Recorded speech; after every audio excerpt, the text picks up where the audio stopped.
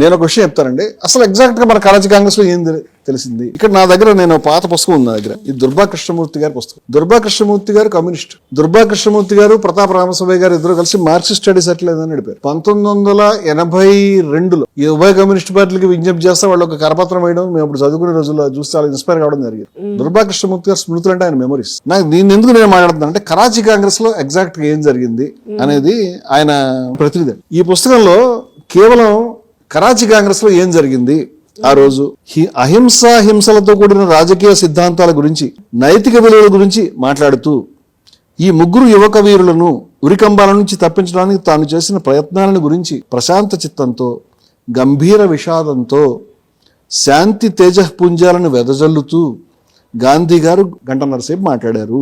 వారు మాట్లాడేటప్పుడు నినాదాలు అల్లర్ల కంటే శాంతి వాతావరణమే సభ్యులలో వ్యాపించిందని చెప్పక తప్పదు. వారు మాట్లాడుతూ ఉండగా ప్రతినిధులే కాక అచ్చట సమావేశమైన ప్రజలలో కంటతడి పెట్టని వారు లేరనే జ్ఞాపకం. ప్రతి వాళ్ళు ఏడ్చారండి. Gandhi sincere record. ఆయన కమ్యూనిస్టు, జైలు నుంచి వచ్చాడు. సుందరయ్య గారు వాళ్ళంతా కూడా బయటకు వచ్చారు.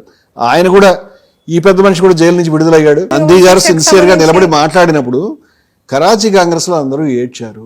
ఇది తీయాలిగా సినిమాలో, మీరు ఇది చెప్పాలిగా సభల్లో. వీరికి ముందు మాట్లాడిన నాయకుల ఉపన్యాసాలు ఒక ఎత్తు, ఈ శాంతమూర్తి ఉపన్యాసం మరొక ఎత్తు. గాంధీ గారు మాట్లాడగానే మొత్తం మారిపోయింది. ఆయన నిబ్బరంగా ఉన్నాడు. ఆ యువకుల దగ్గరికి వెళ్ళాడు.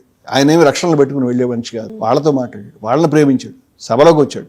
తన జరిగిందంతా తనే చెప్పాడు, తనే మాట్లాడుతున్నాడు. ఇందుకని పెట్టలేకపోయాం షరతు కింద ఇలా జరిగింది. మన ప్రభుత్వం ఈ విధంగా తెలివి తక్కువ పనిచేసి మన ఇలా ఇబ్బందులు పాల్చేసి మూర్ఖంగా పాశవికంగా వ్యవహరించిందని చెప్తున్నాడు. అందరి ఉపన్యాసాలు ఒక ఎత్తు, శాంతమూర్తి ఉపన్యాసం మరొక ఎత్తు అని చెప్పి ఇక్కడ మరొక వ్యాఖ్య దుర్బా కృష్ణమూర్తి గారు చేస్తున్నారు. మహానుభావుడు ప్రజల నాడిని పరీక్షించి ఎలా అడుగు వేయాలి, ఏ విధంగా తాను నమ్మిన సిద్ధాంతాన్ని ప్రజల హృదయాల్లో హత్తుకుని పోయేటట్టు విశదీకరించి చెప్పాలో ఆ శాంతమూర్తి నిర్మల హృదయుడైన ఆ బాపూజీకే సరిపోయింది, తనకు తానే సాటి. అంటే ఇంత స్పష్టంగా ఆ రోజు గాంధీజీ యొక్క ప్రసంగం యొక్క ప్రభావం ప్రజల్లో ఎలా పడిందని ప్రసంగం కూడా మనం మొత్తం తెలుసుకోవాల్సినటువంటి విషయమే. నేను అనేది ఏంటంటే, మీరు భగత్ సింగ్ గురించి, గాంధీ చేసిన ప్రయత్నాల గురించి ఇంత హార్ష్గా వెంటనే పెట్టేసేది అంటే మీ దృష్టిలో ఉప్పు సత్యాగ్రహం ఉద్యమం కాదు, బలైపోయినటువంటి వాళ్ళు, కిసాఖవానీ బజార్లో చచ్చిపోయిన వాళ్ళు, గఫార్ ఖాన్ లాంటి నాయకులు అరెస్ట్ అయితే, పటేల్ లాంటి అందరూ, అది పెద్ద మీ దృష్టిలో విషయం కాదు. ప్రపంచం అంతా దిగ్భ్రాంతి చెందే విధంగా అందరూ అదేమి కాదు. అంటే మీరు ఈ ఉద్యమాన్ని అంతటినీ కూడా ఖచ్చితంగా షరతు కింద పెట్టాలంటారు. చరిత్ర దీని మీద ఇంకా కూడా భవిష్యత్తులో కూడా దాని మీద నిర్ధారణలు చేస్తూ ఉంటుంది. ఒకవేళ ఆ నిర్ధారణ చేస్తే కాంగ్రెస్ వర్కింగ్ కమిటీ గాంధీ అందరినీ చేయాలి. కానీ గాంధీని ఒక కపట కింద, గాంధీని ఒక దుర్మార్గుడి కింద, గాంధీని ఒక వంచకుడి కింద, భగత్ సింగ్ పాపులారిటీ వస్తే తనకేదో నష్టం వస్తుంది, ఇలాంటి తెలివి తక్కువ మాటలు, ఇలాంటి తెలివి తక్కువ ప్రచారాలు చేయకుండా ఉంటే బాగుంటుందని నేను. గాంధీ గారును భగత్ సింగ్ ఈ విషయంలో ఒకవైపు ఉన్నారంటే చాలా మంది మర్చిపోతున్నారు. వాళ్ళిద్దరు కూడా సెక్యులర్, వాళ్ళిద్దరు కూడా హిందూ ముస్లిం ఐక్యతను కోరుకున్నారు. హిందుస్థాన్ సోషలిస్ట్ రిపబ్లికన్ అసోసియేషన్ లో అష్ఫాకుల్లా ఖాన్, రాంప్రసాద్, భగత్ సింగ్ సిక్కు ఆయన ఉన్నాడు, అందరూ కలిసి పనిచేశారు. వాళ్ళు దేశ ప్రజల్లో అందరూ ఉండాలని, ప్రజల్లో కులం ఉండకూడదు. గాంధీ గారు అదే కోరుకున్నారు. అంటే అందరూ ఒకే వైపు ఉండేవాళ్ళు. కానీ మతోన్మాదులు అలాంటి వాళ్ళు ఇవాళ మతోన్మాదులు గాంధీ గారికి వ్యతిరేక ప్రచారం చేయడానికి ఈ చెత్త అంతా ఉపయోగించుకుంటూ ఉన్నారు. నవజవాన్ భారత్ సభ ఎవరైతే ఊరేగింపులు చేశారో వాళ్ళతో గాంధీ గారు ప్రత్యేకంగా సమావేశం ఆ రోజే ఇక్కడే ఆ సభా ప్రాంగణంలోనే ఆ పిల్లలతో ఆయన ప్రమేయంతో జరిగిందో మరి లేకపోతే వాళ్ళ ప్రమేయంతో జరిగిందో, వాళ్ళ ప్రమేయం ఆయన ఒప్పుకుంటారుగా జరిగేది. వాళ్ళు తను తిడతారు, కొడతారంటే భయం ఆయనకి లేదు. అలా దెబ్బతిన్నా కూడా రెడీ అయ్యే మనిషి ఆయన. ఇది వాళ్ళకి చెప్తూ నవజవాన్ భారత్ సభ యువకులతో తను మాట్లాడుతూ తను చెప్పినటువంటి విషయాలు ఏవైతే ఉన్నాయో ఇది కూడా మనకి చాలా ఇంపార్టెంట్ అండి. దాంట్లో వాళ్ళతో మాట్లాడుతున్నప్పుడు వాళ్ళ వైపు నుంచి వాళ్ళని కూడా మనం అభినందించాలి. వాళ్ళు ఏం చెప్పారంటే, గాంధీ గారు మిమ్మల్ని కొట్టడమో మిమ్మల్ని బాధ పెట్టడం మా ఉద్దేశం కాదు, మేము అనుకోలేదు, మేమేం ప్లాన్ చేయలేదు. అలాగే మీ యొక్క ప్రాణము, మీ యొక్క ఆరోగ్యం అవి కూడా మాకు చాలా ముఖ్యం అని చెప్పారు. మేము మిమ్మల్ని గౌరవిస్తున్నాం. అలాగే ఆయన కూడా మాట్లాడాడు. ఆయన చెప్పుకుంటూ వచ్చి దేశ ప్రజల్లో ఏ మార్పు వస్తుందో మీరు చూడండియా అని చెప్పి, where there was a fear and slavery 10 years ago, there is a courage and bravery and resistance to wrong చెప్పండి. But my dear young man, you go and see Bihar. Bihar అని చూడండి, మీరు వెళ్ళి చూడండి Bihar. You will find a workers and peasants republic working there. అక్కడ కార్మికుల యొక్క, రైతుల యొక్క, అంటే వాళ్ళ భాష మాట్లాడుతున్నాడు ఇది.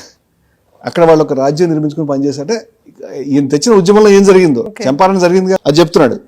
Wear there was a fear slavery 10 years ago, ఏదైతే భయము బానిసత్వం 10 ఏళ్ల క్రితం ఉన్నాయో దాని స్థానంలో ఇవాళ కరేజ్ అండ్ బ్రేవరీ ప్రజల్లో రావడం మీరు చూడండి అని చెప్తున్నాడు. ఇది మీకు పెట్టుబడి కావాలంటే, పోవాలంటే ఎలా పోతుంది, ట్రస్టీషిప్ అండి, ఇవన్నీ కూడా వాళ్ళతో ఆయన మాట్లాడుకుంటూ వచ్చి తను ఏం కోరుకుంటున్నాడు.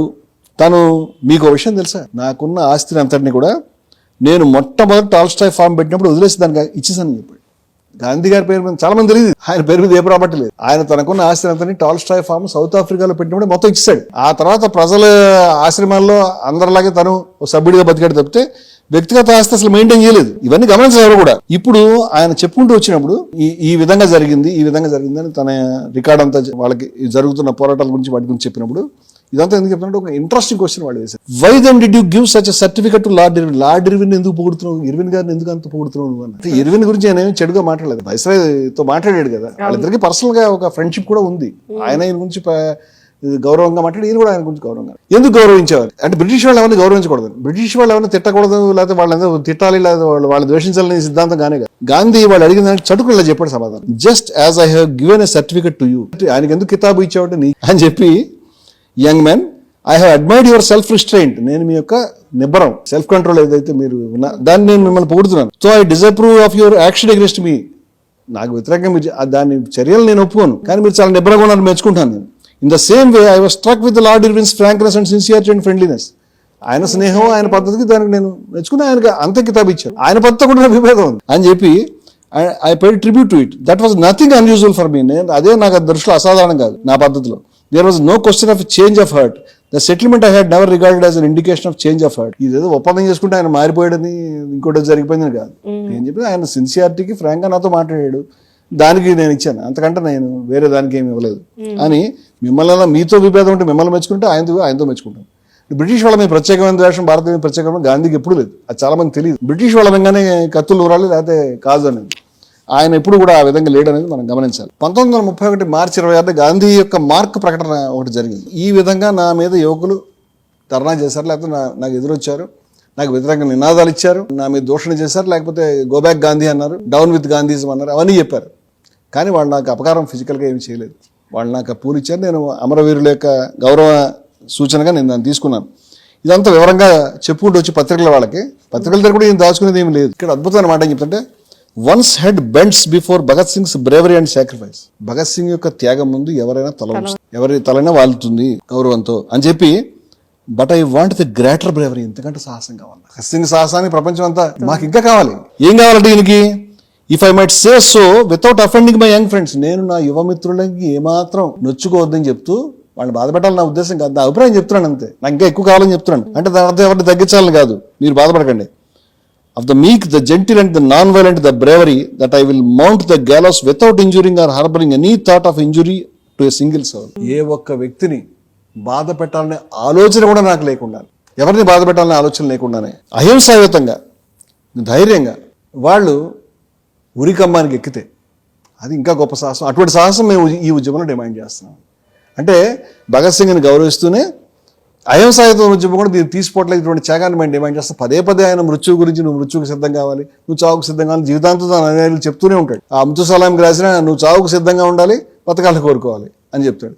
తను కూడా ప్రతి నిమిషం తను ఎవరైనా కాల్ చంపితే అదే చెప్పేవాడు, జీవితాంతం అదే చెప్పాడు. సో అందుకని ఈ విధానంలో అంటే అహింసాయుత పోరాటం త్యాగమే లేదు అనుకునే విరుబగులకి గాంధీ యొక్క డిక్షనరీ కానీ, గాంధీ ఎట్లా మాట్లాడేవాడు, గాంధీ ఏమి చేసేవాడు అనేది చాలా మంది తెలియదు. మనం అర్థం చేసుకోవాల్సిన విషయాలు ఏమిటంటే, అల్టిమేట్గా ఇది రెండు స్రవంతుల మధ్య స్వాతంత్ర పోరాటం జరుగుతున్న సందర్భంలో, రెండు కూడా ఉధృతంగా పోరాడుతున్నటువంటి సందర్భంలో, దేశవ్యాప్తంగా లక్షలాది మంది కదిలిస్తున్నటువంటి గాంధీజీ పోరాటం యువకులకు ఉత్తేజకరంగా కనిపిస్తూ వ్యక్తిగతమైన దళచర్యల స్థాయి నుంచి ఆత్మార్పణ దిశగా ముందుకు వెళ్తూ గొప్ప ఆదర్శాన్ని ముందుకు పెడుతున్నటువంటి భగత్ సింగ్ తదితరులే కాదు, ఈ రెండు పంథాల మధ్య జరుగుతుందంటే రెండింటినీ మనం గౌరవించుకోవాల్సిన అవసరం తప్పితే భగత్ సింగ్ని గౌరవించడానికి గాంధీని తిట్టాల్సిన అవసరం లేదు, గాంధీని గౌరవించడానికి భగత్ సింగ్ని తిట్టాల్సిన అవసరం లేదు. గాంధీ యొక్క ప్రయత్నాలు చూస్తే గాంధీని ఆయన వంచకుడని, దుర్మార్గుడని, లేకపోతే నక్కని రకరకాల భాషలో మాట్లాడుతున్నారు కాబట్టి చెప్తున్నాను నేను. అలా మొదట గాంధీ గారు ఏమైనా కావచ్చు కానీ పారదర్శకమైన వ్యక్తి, తన ఉన్నది ఉన్నట్టుగా మాట్లాడే వ్యక్తి. ఆయన ఎప్పుడు కూడా ఆయన ఆత్మకథ చదువుకున్న, ఆయన ప్రకటనలు చూసినా తనని తాను పొగుడుకోవడం కాకుండా తన లోపాలు బయటపడ్డానికి మాట్లాడే మనిషి తప్పితే ఆయన మీద బయట విమర్శలు ఎక్కువ లోపాలని కూడా ఆయన చెప్పిన విమర్శలే బయటకు వచ్చాయి తప్పితే వీళ్ళు ఎవరు కనిపెట్టినవి కాదు. సో గాంధీని విమర్శించాల్సిన అవసరం ఏం లేదు. ఇవాళ మతోన్మాదులు గాంధీకి సంబంధించి అనేక రకాలైన దుర్మార్గాలు ప్రచారం చేస్తాం. దళితులకి సంబంధించి గాంధీ విషపూరితమైన వ్యక్తిగా ఈ దళిత ఉద్యమకారులు అని చెప్పుకునే సోకాల్డ్ అంబేద్కర్ రైట్స్ అనవసరంగా ప్రచారం చేస్తూ ఉన్నారు.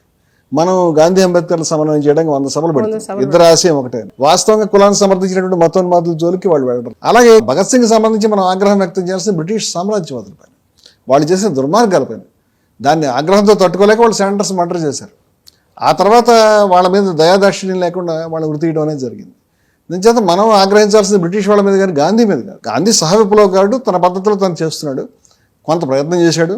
ఆయన శక్తికి మించిన పని కాదు, సాధ్యం కాలేదు. ఆ మెషినరీ మొత్తం కూడా దాంట్లో ఇన్వాల్వ్ కాలేదు.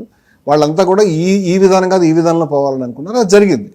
అంచేత మనం ఉప్పు సత్యాగ్రహంలో జరిగినటువంటి అపారమైన త్యాగాల్ని, కిసాఖ్వానీ బజార్లో జరిగినటువంటి త్యాగాల్ని, వేదారణ్యంలో జరిగిన క్విట్ ఇండియా మూవ్మెంట్లో ఆవిడ కాల్పులకి ఎదురెళ్ళినటువంటి గాంధీ బుడి అని చెప్పి ఆమె బెంగాల్లో మాతంగిని హజరా, అలాంటి వాళ్ళ త్యాగాల్ని, ఇంకా అనేక మంది త్యాగాలను మనం తలుచుకుంటూ ఉంటే, అలాగే గణేష్ శంకర్ విద్యార్థి ఆయన కూడా మృత్యువుకి ఎదురెళ్ళాడు గాంధీ అన్న. సో ఇలాంటి త్యాగాలన్నీ స్మరించుకోవాలి తప్పితే ఈ దేశంలో పోరాటాలతో సంబంధం లేకున్నటువంటి మతోన్మాదుల యొక్క ఉచ్చులో పడిపోయి ఇవాళ మతోన్మాదులు ఎవరు, హిందూ మతోన్మాదులు, ముఖ్యంగా ఆర్ఎస్ఎస్ వారి యొక్క సంఘ పరివారం వాళ్ళంతా కూడా, వాళ్ళు ప్రత్యక్షంగా ఆర్ఎస్ఎస్ ఏం ప్రకటన చేయదు కానీ గాంధీకి వ్యతిరేకంగా విషయం చెప్పడానికి కొంతకాలం సుభాష్ చంద్రబోస్ మీద సంబంధించిన విషయాల్లో అబద్ధాలు, కన్ఫ్యూజన్, కొన్నిసార్లు భగత్ సింగ్ లాంటి వాళ్ళ విషయం మీద విషప్రచారం, లేదా మరొక విషయం మీద విషప్రచారం, ఇవన్నీ చేస్తూ ఉన్నారు.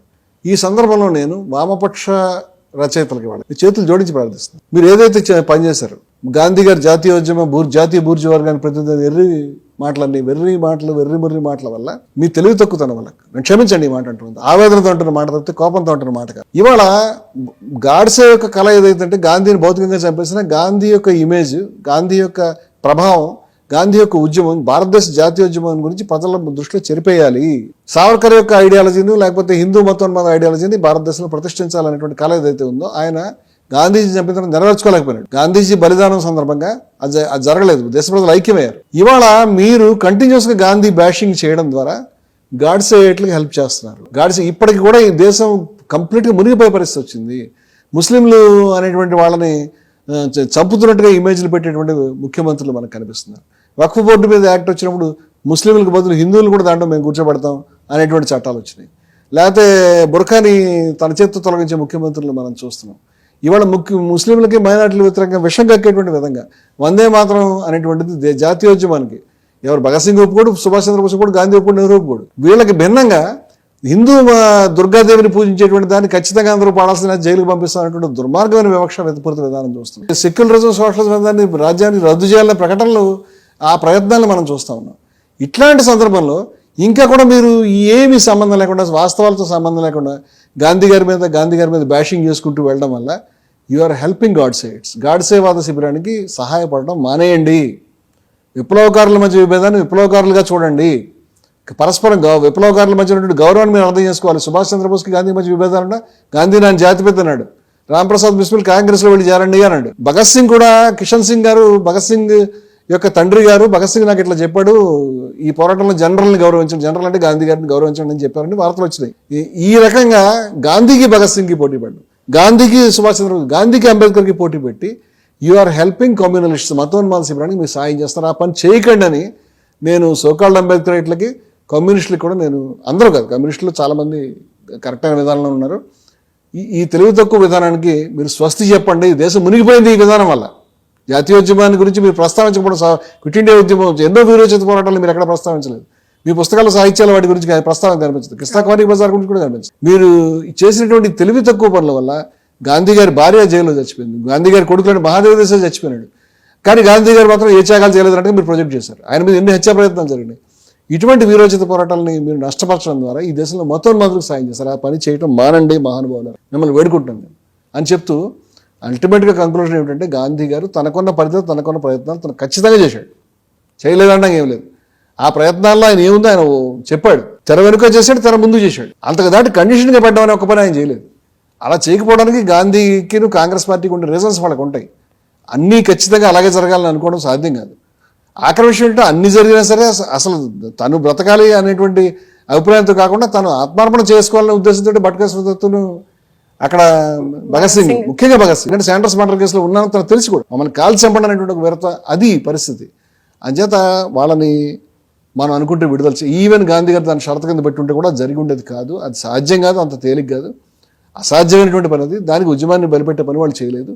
వాళ్ళు కాషస్గా వ్యవహరించారు, గౌరవంగా వ్యవహరించారు, విడుదల చేసుకుందాం అనుకున్నారు. బహుశా బ్రిటిష్ ప్రభుత్వం వాళ్ళని మోసం చేసిందో మరేం జరిగిందో చరిత్రలో ఇంకా మనం శోధించుకోవాలి. కానీ గాంధీ గారి యొక్క మహోన్నత వ్యక్తిత్వం మీద, నిజాయితీ మీద బురద జల్లొద్దు. భగత్ సింగ్ని తక్కువ చేయొద్దు, సుభాష్ చంద్రబోస్ని తక్కువ చేయొద్దు, అంబేద్కర్ని తక్కువ చేయొద్దు, ఎవరిని తక్కువ చేయొద్దు. మతోన్మాదుల మీద పోరాటంలో అందరం కలిసి వెళ్లే విధంగా మీ యొక్క ఆలోచన, మీ యొక్క కార్యక్రమం, మీ యొక్క పద్ధతి ఉండాలని నేను విజ్ఞప్తి చేస్తూ